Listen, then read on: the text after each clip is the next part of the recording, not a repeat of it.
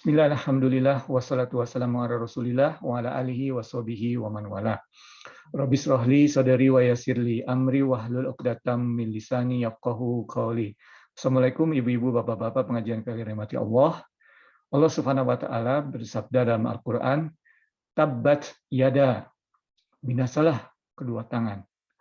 Abi Lahabib, Abu Lahab, watab dan binasalah ia. Ya, tabbat yada Abi Lahabib watab. Ma agna anhu, dan tidak akan memberikan kecukupan baginya. Maksudnya Abu Lahab, maluhu, hartanya, wama kasab, dan juga apa-apa yang telah dia dapatkan dari usahanya.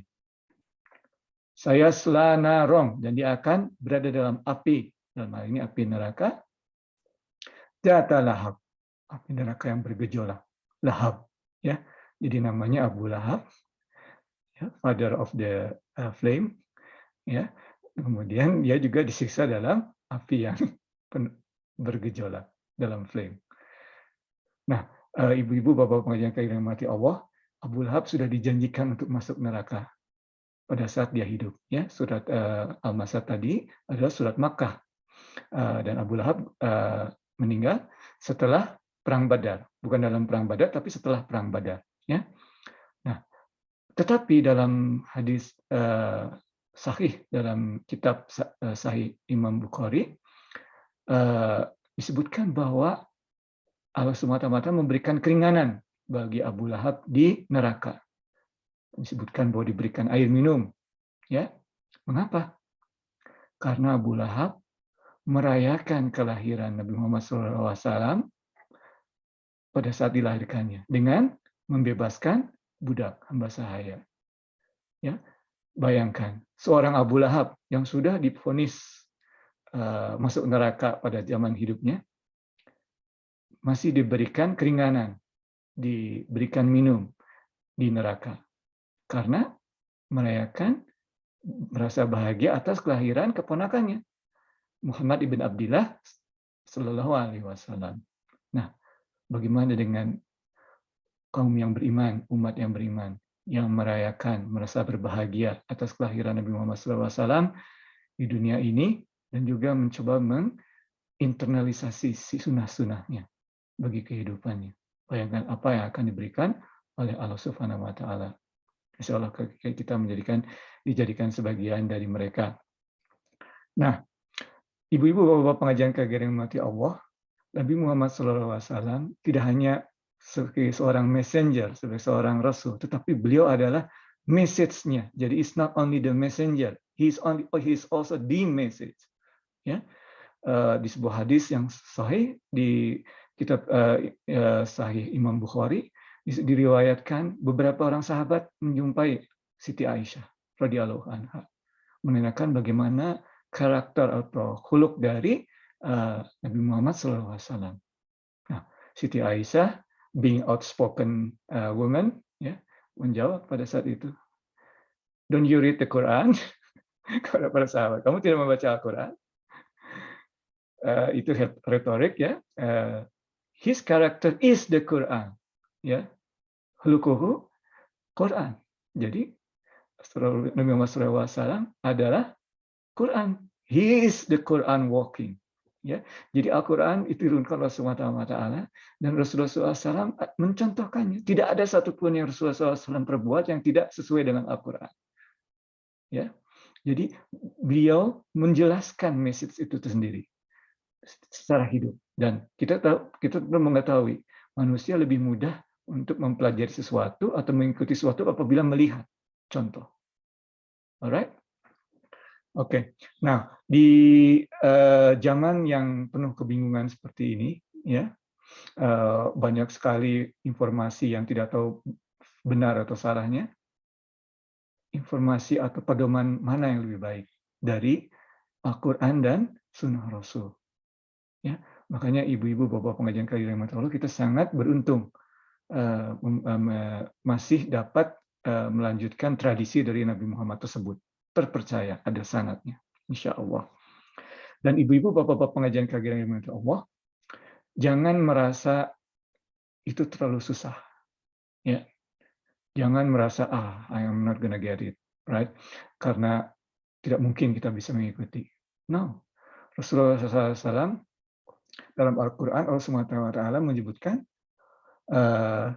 innaka ala khuluqul azim. Ya, jadi karakternya itu luas sekali, azim. Ya, luas sekali dalam hal ini. Ya, maksudnya.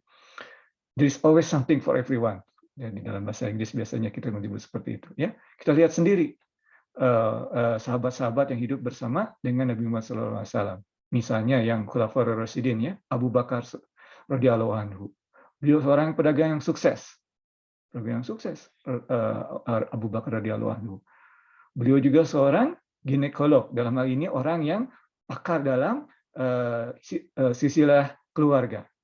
Ya, bukan ginea tapi ginekolog, ya.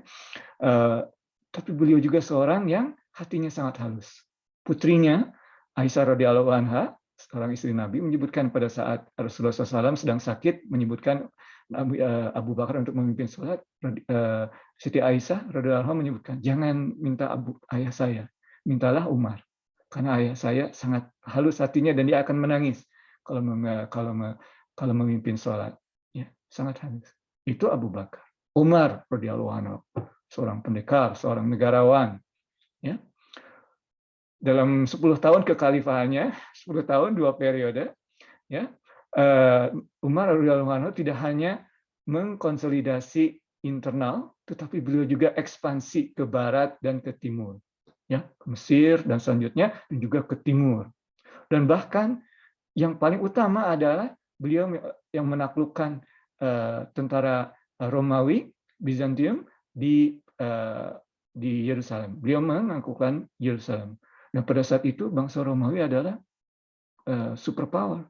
Bangsa Romawi baru saja menaklukkan superpower yang lain. Tentaranya sangat mahir, baru saja menaklukkan tentara Persia. Tetapi dalam perang dengan umat muslimin, walaupun memiliki tentara yang terampil dan juga alat-alat teknologi perang yang mutakhir, mereka kalah oleh Umar radhiyallahu anhu, seorang negarawan, seorang panglima perang.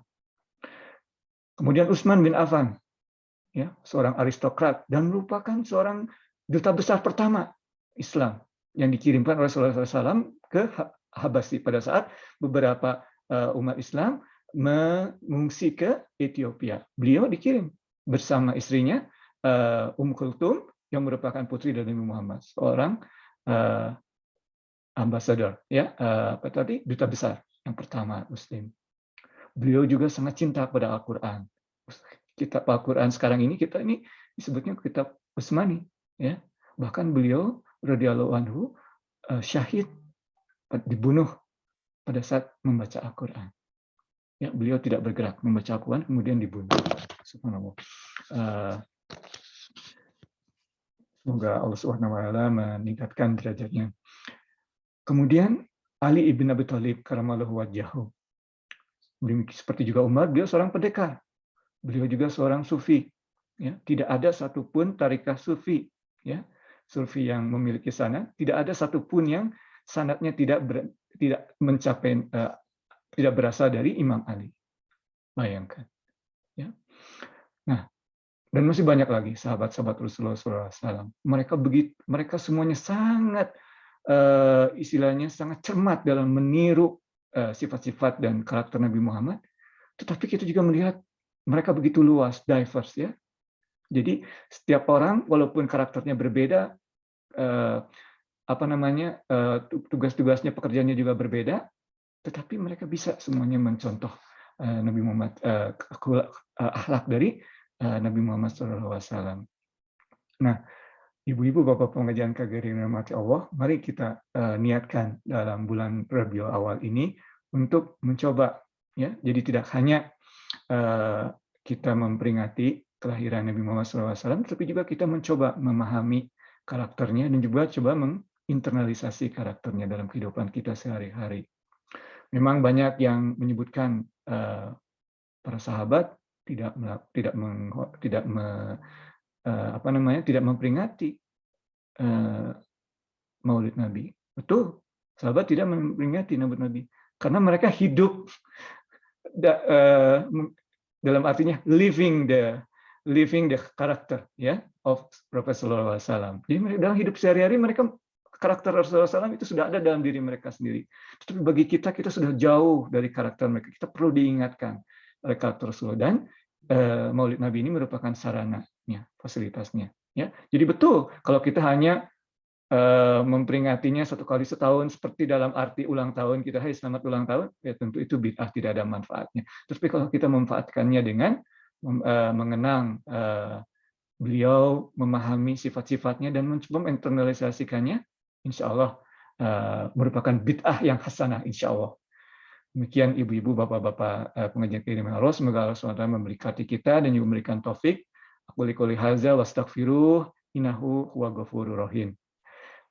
Rabiul Awal Mubarak. Assalamualaikum warahmatullahi wabarakatuh.